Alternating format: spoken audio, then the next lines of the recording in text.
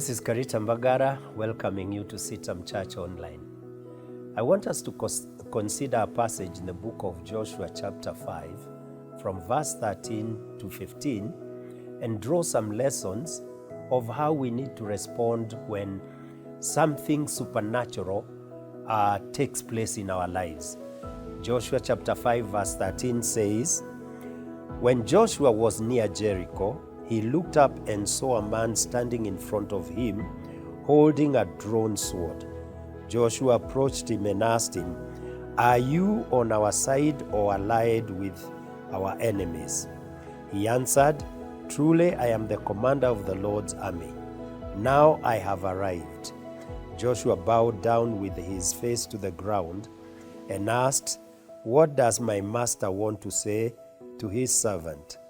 The commander of the Lord's army answered Joshua, 'Remove your sandals from your feet, because the place where you stand is holy.' Joshua did so."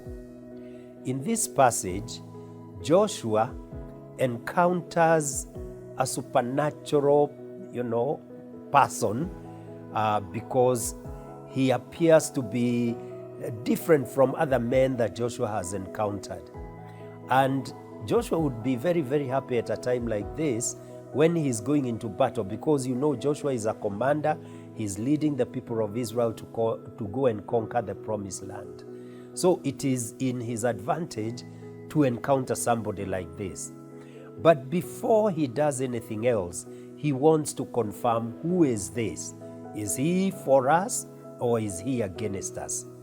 And I want to say, we live in a day when many people are claiming having received revelations or supernatural visitations, and some of them have made a mess of their lives by just jumping to any revelation that has come their way without knowing that the devil can manifest himself as an angel of light.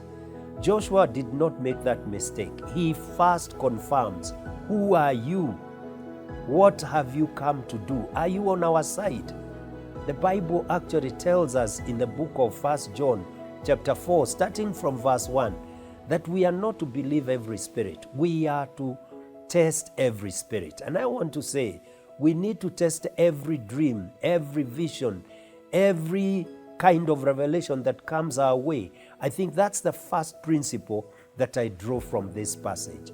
Don't take it that it is automatically of God if it appears to be supernatural. But after you have confirmed and found that is of God, we find that Joshua prostrated himself. He worshipped. He submitted to the authority of that which he knew was of God.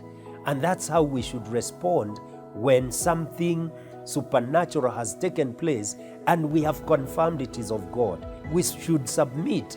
We should give ourselves to what God may be revealing or what God may be asking us to do, just like Joshua. But remember, the order is important. First you test.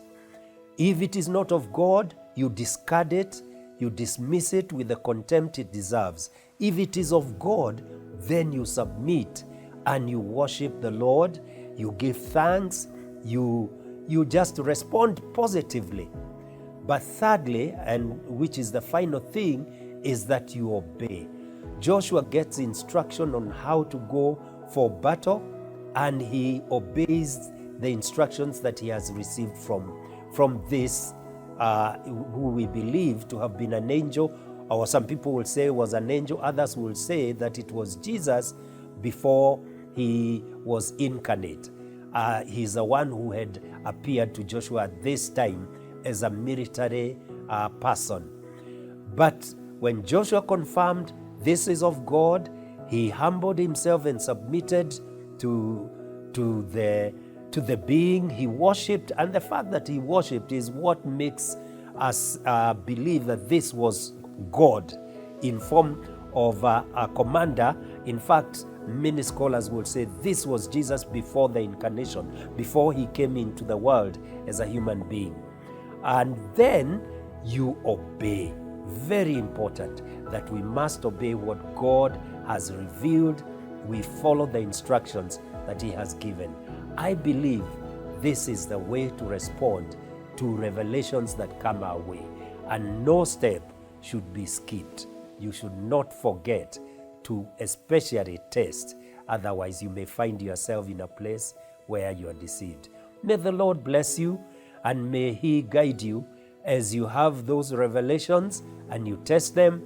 And if they are of God, you obey what you are instructed to do.